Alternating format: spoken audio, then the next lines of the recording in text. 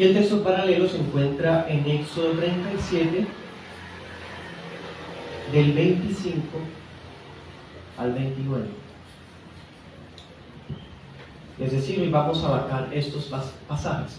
Éxodo 30, del 1 al 10, y Éxodo 37, del 25 al 29.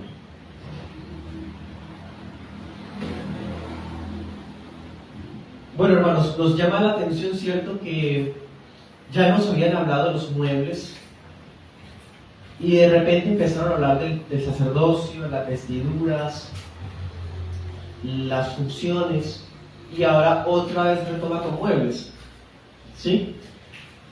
Otra cosa que llama la atención es que este que vamos a hablar hoy es un altar muy santo. El mismo pasaje ahorita lo decía, porque está muy cerca del lugar santísimo. Entonces, ¿por qué se dejó hasta ahora? ¿Se acuerdan que hemos visto que va en orden de adentro hacia afuera? ¿Y por qué hasta ahora quedó este altar? Pues, hermanos, tiene sentido. De hecho, el que esté ubicado aquí, este mueble, siendo parte del lugar santo, es más, podríamos pensar que es el objeto más sagrado del lugar santo. Se deja aquí porque sigue la misma línea de pensamiento. ¿Cuál? Recordemos, como acabamos de decir, recién se habló de la ordenación del sumo sacerdote, de las vestiduras del sumo sacerdote, de los oficios del sumo sacerdote. Y tiene sentido porque el sumo sacerdote es el único que podía manipular este mueble, ¿sí? Entonces, por eso es que se deja en este punto para seguir la línea de pensamiento. Por otro lado, todos los muebles hasta este punto hemos visto que enseñan acerca de la gracia de Dios para con el hombre, pero este mueble en específico podríamos decir que es el único que habla de algo que el hombre le ofrece a Dios, ¿sí? Representa aquello que el hombre podría traer a través del sacerdote, el incienso. Que como vamos a ver, el incienso representa la oración. Bueno, vamos a estar viendo esta enseñanza en 2 puntos. El primer punto, vamos a ver los detalles del mueble. Detalles del mueble, y vamos a abarcar todo el pasaje, uno por uno. Y el segundo punto, vamos a ver aplicaciones prácticas.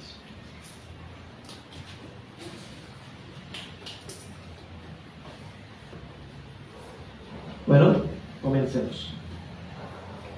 Los detalles del mueble, versículo 1, Éxodo 31, dice: harás asimismo un altar. Moisés debía supervisar la construcción de otro altar.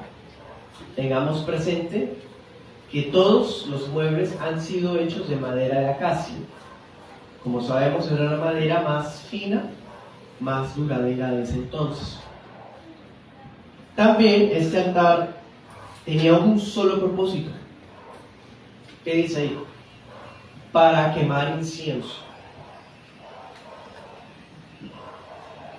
Versículo 2. Debía ser cuadrado. Claro, porque tiene 45 centímetros de largo y 45 centímetros de ancho. Y de alto solo tiene 90 centímetros. Acuérdense que las medidas varían de acuerdo a la traducción, ¿no? Por ejemplo, la Nueva Traducción Viviente dice 46 por 46 por 92. Pero bueno, son detalles que no hacen mucha diferencia. También nos dice que siendo cuadrado, tiene en las esquinas unos cuernos. Muy parecido, ¿no?, al altar del holocausto. El altar del holocausto también era cuadrado y también tenía en las esquinas unos cuernos. Versículo 2, Éxodo 32. Tenía cuernos en cada esquina y también formaban una sola pieza con él. O sea, no son desarmables. Tenían que erigirse de tal forma que se notara que el cuerno era parte íntegra del mueble. Versículo 3. Lo recubrirás de oro puro.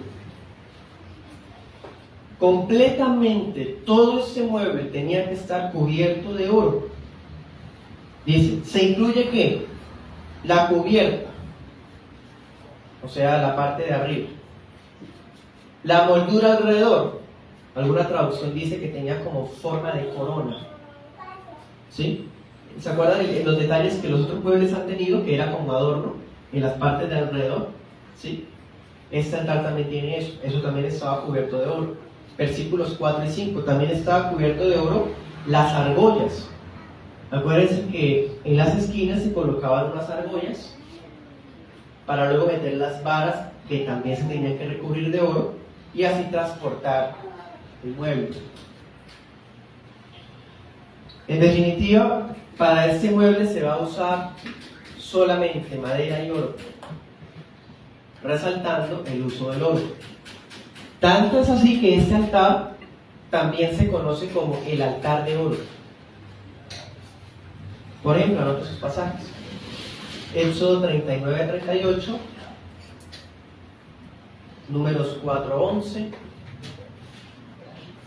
Apocalipsis 8-3, y hay más. Pero dense cuenta, el altar del incienso también se conoce como el altar de oro.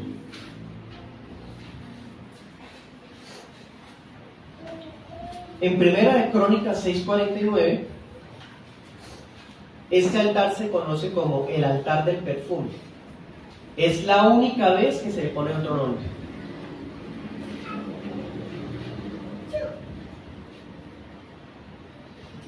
Listo, sigamos adelante. Versículo 6. Después lo pondrás delante del velo que está junto al arca del testimonio.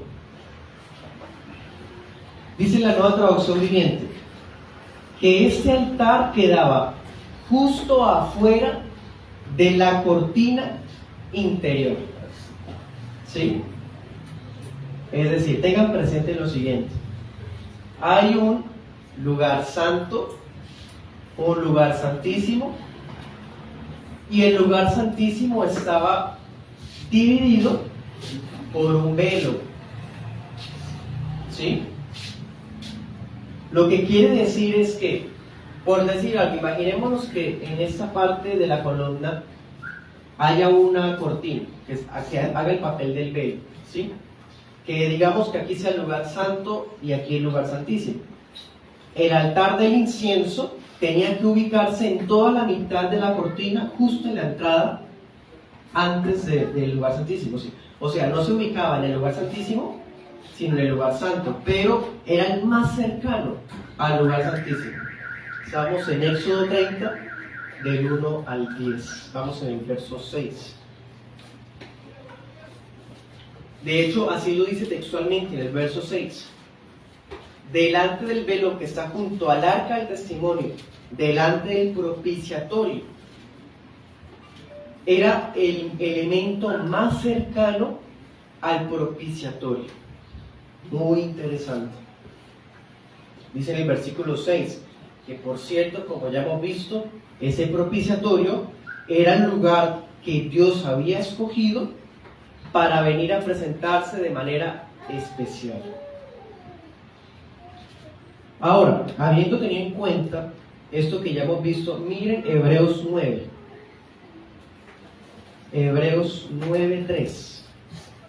En este pasaje el apóstol Pablo recuerda la organización del tabernáculo. Y miremos esto porque necesita una explicación.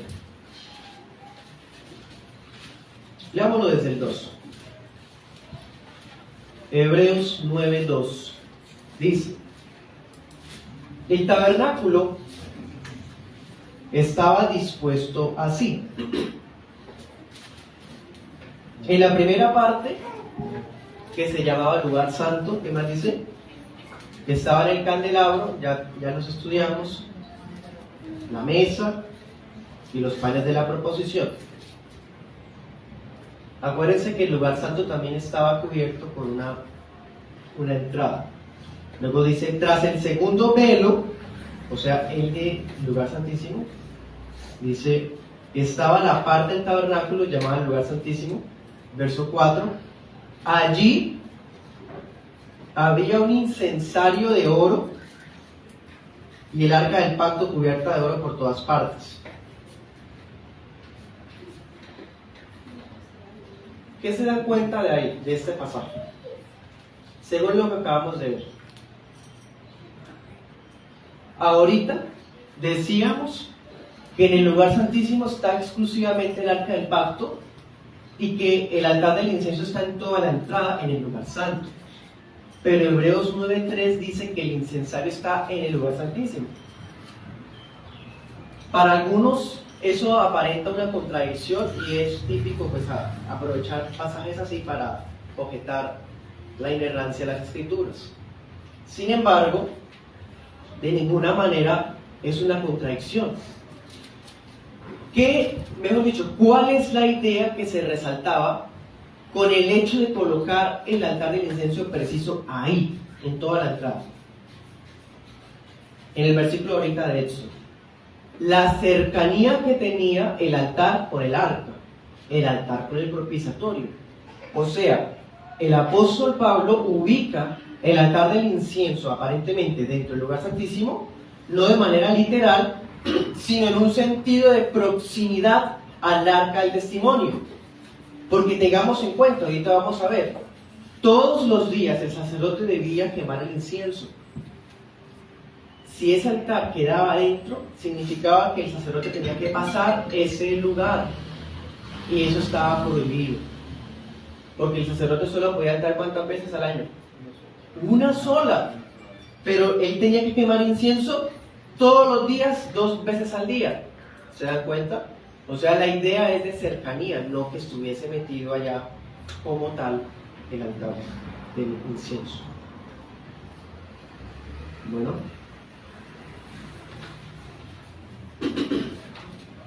Volvamos a Éxodo 30, verso 7. Éxodo 37.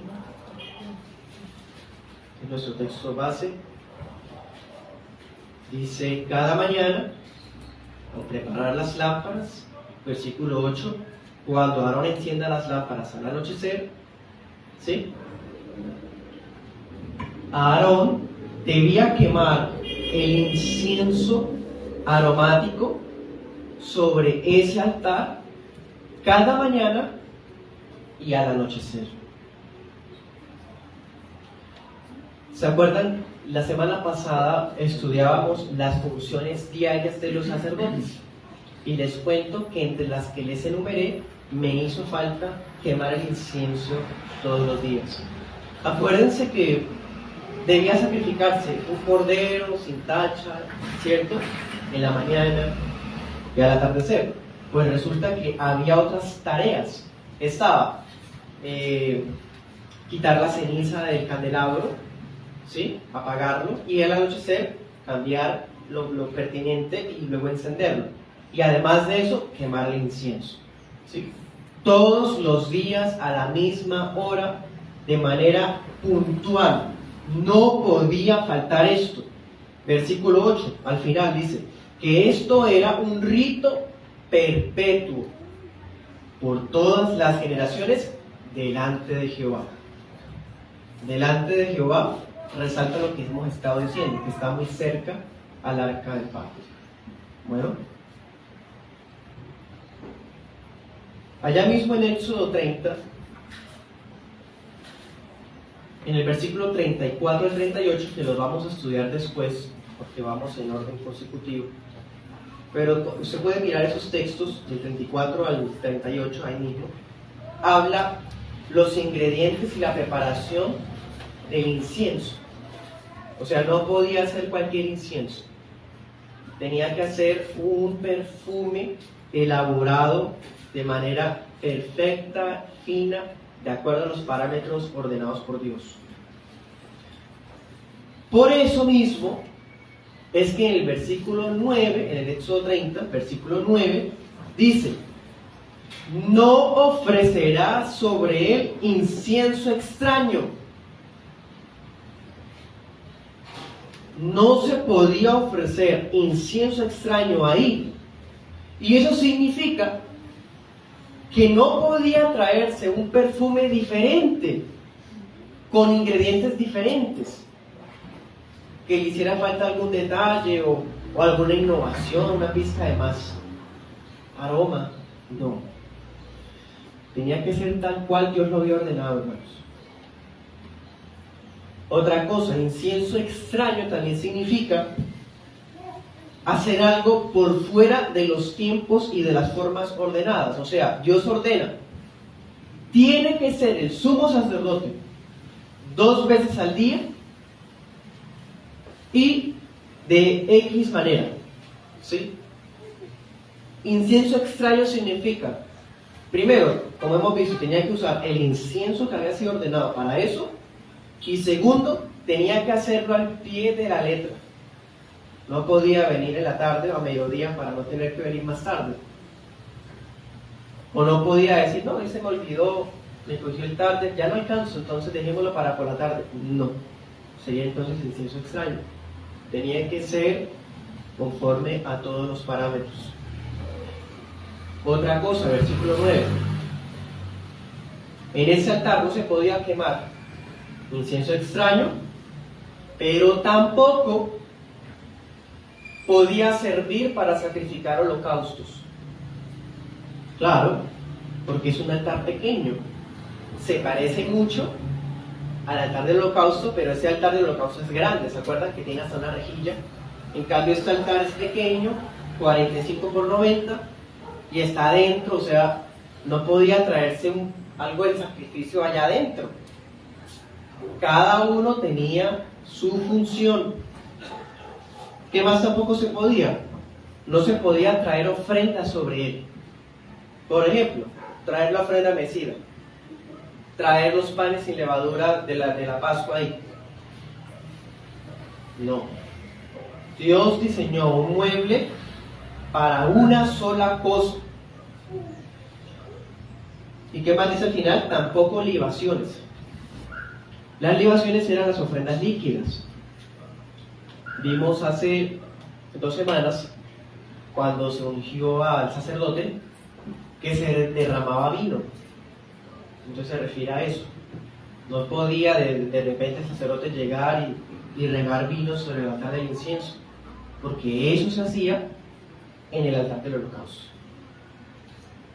Bueno, versículo 10. Aarón hará expiación una vez al año sobre los cuernos del altar. Aquí está hablando de los cuernos de este altar, ¿no? Con la sangre del sacrificio.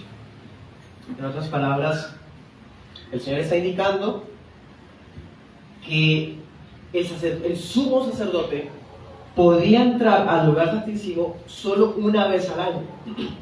Y cuando llegara ese día y él entrara al lugar santísimo con la sangre de la expiación, acordémonos que tenía que salpicarla ahí en el propiciatorio, él también debía untar con la sangre de la expiación, con su dedo, sobre los cuernos del altar del incienso.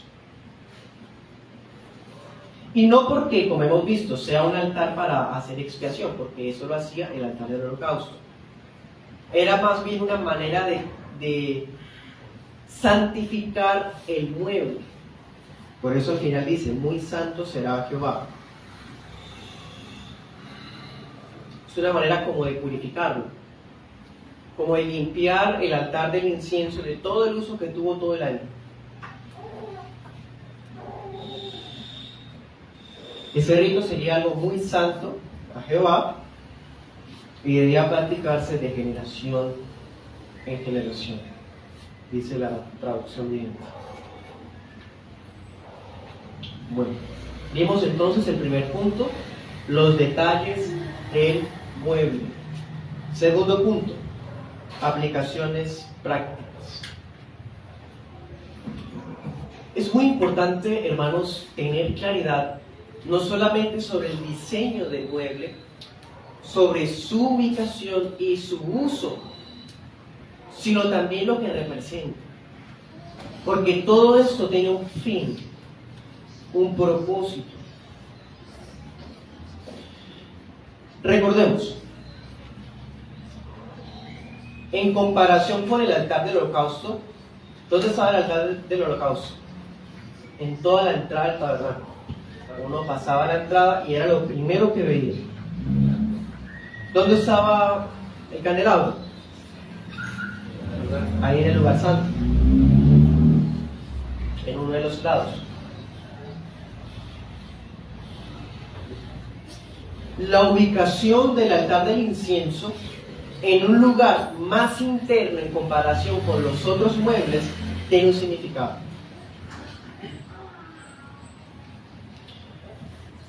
Primero, para que el sumo sacerdote pudiese tomar el altar del incienso, tenía que hacer un recorrido, ¿no? Tenía que llegar, estaba el altar del holocausto, estaba el lavacro, esto ya lo hemos visto, seguía caminando, estaba la mesa de los panes, el candelabro, en fin, había un recorrido previo antes de llegar al altar del incienso. Ese recorrido previo que tenía símbolos. El altar del holocausto de por sí ya era expiación, o sea, necesitaba ser perdonado.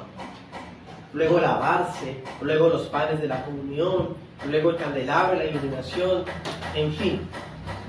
Eso significa que el ser humano necesita ser reconciliado con Dios y guiado por el Espíritu Santo, que se simboliza en el candelabro, antes de poder ser recibido, acepto en oración. ¿Me hago entender? Si el altar representa la oración, él no pudo llegar a orar al lugar santo sin primero no haber caminado todo eso. Claro, hermanos.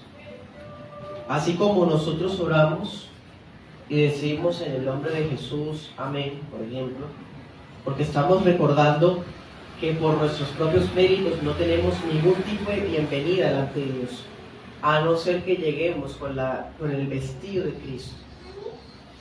Por eso decimos en el nombre de Jesús, porque recordamos que necesitamos estar unidos a Jesús para poder ser aceptos ante el Padre. En el mismo sentido, el sacerdote solamente podía orar hasta estar expiado, y lo mismo aplica para nosotros. Nadie puede orar si no está perdonado en la sangre de Cristo. Todas las oraciones que se hacen, independiente de la obra de Jesús, son palabras, dirían por acá, que se las lleva el viento. Porque como un Dios santo y justo, que está airado con el impío que no se ha arrepentido, puede escuchar el clamor de un pecador impenitente. No lo va a escuchar, no puede, porque Él es santo, santo, santo. La sangre del Hijo nos purifica, nos adapta para poder entrar a la presencia santa de Dios. Es más, precisamente el hecho de que el altar fuera purificado una vez al año con la sangre de la expiación, anticipaba que necesitamos nosotros estar cubiertos con la sangre de Jesús, o sea, en el sentido de estar perdonados, ¿sí? Diferentes que usen esa frase para otras cosas hoy. Necesitamos estar perdonados en la sangre de Cristo para poder ser recibidos delante del Padre.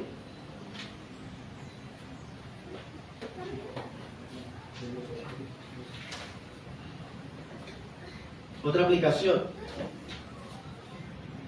El día de la expiación era cuando el sacerdote hacía un ritual que simbolizaba el perdón para toda la nación. Ese día el sacerdote debía orar por todo su pueblo, confesando pecados y pidiendo perdón por toda la nación. O sea, el sacerdote tenía que acompañar sus oraciones de intercesión con el humo del incienso. Anote el pasaje, Levítico 16, 12 al 13. ¿sí? Él tenía que acompañar sus oraciones de intercesión con el humo del incienso. Y eso significa algo. Que el Señor Jesús, siendo nuestro sumo sacerdote, hoy Él intercede por nosotros en el lugar santísimo del cielo, orando por su pueblo cada día. El sacerdote lo hacía una sola vez al año y, como hemos visto, tenía que pedir perdón primero por los pecados de él. En cambio, Cristo, siendo santo, justo y perfecto, entró al lugar santísimo y allá se sentó a la diestra de Dios. Por eso Romanos 8:34 dice que Jesús intercede por nosotros. Esa intercesión, de acuerdo a Hebreos 7:25, es una función sacerdotal. Cristo es nuestro sumo sacerdote que ora por nosotros, por decir así, cada mañana y cada noche. Amén. Ora por nosotros todos los días, como sumo sacerdote único que hay. Así que, hermanos, el altar dorado nos prefigura la función sacerdotal del Mesías, la fragancia de su persona, de su obra, y a su vez constituye el mejor símbolo de la oración. Miremos dos pasajes. Salmo 141, 2.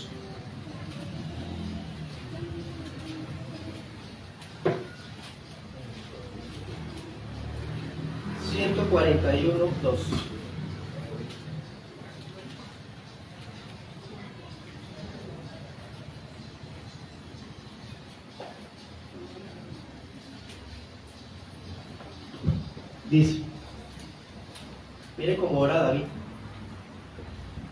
suba mi oración delante de ti, Jehová, como el incienso, el don de mis manos como la ofrenda de la tarde.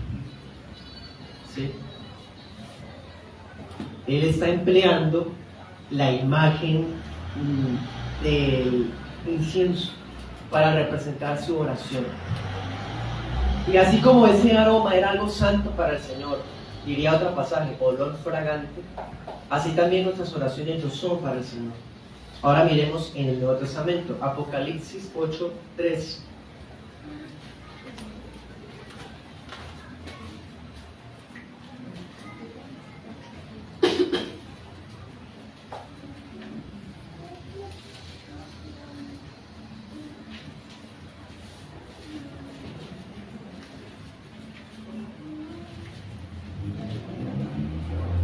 Dice: otro ángel vino entonces y se paró ante el altar con un incensario de oro, y se le dio mucho incienso para añadirlo a las oraciones de todos los santos sobre el altar de oro que estaba delante del trono.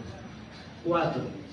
El humo del incienso con las oraciones de los santos subió de la mano del ángel a la presencia de Dios. Bueno, no se pretende significar que los ángeles de cierta forma jueguen un papel de mediadores que transporten las oraciones. No. El pasaje de Apocalipsis tiene su propia interpretación aparte. El hecho de que apele a este texto es para confirmarles que efectivamente el altar simbolizaba la oración. El humo del incienso simboliza la oración, nuestras oraciones. Primero, la función del Hijo de Dios como intercesor de nosotros, y segundo, nuestra oración a Dios Padre a través del Hijo de Dios. Así que el altar del incienso nos enseña que Dios no solo pide de nosotros la oración como un mandamiento, sino también que Él tiene la voluntad de escucharnos, de oír nuestra adoración, de oír nuestras rogativas, porque la oración de su pueblo para Él es como un perfume agradable. Y por último, definitivamente, cuán imprescindibles son las oraciones dentro de un culto público. un culto público bíblico. Cuán imprescindibles son las oraciones en la vida de piedad de un creyente. Cuánta importancia, hermanos, a propósito, tiene el culto de oración para las iglesias bíblicas. Por otro lado, la intensidad de nuestras oraciones es la mejor forma de diagnosticar su estado espiritual. Déjeme escuchar cómo ora y podemos ver cómo está usted espiritualmente. Ojalá, hermanos, hiciéramos como el sacerdote lo hacía una vez al año, o como el sacerdote hacía todos los días, en la mañana y al atardecer.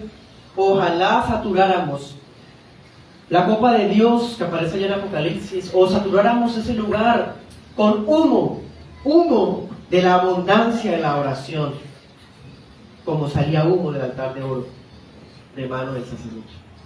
Señor los ayude. Amén.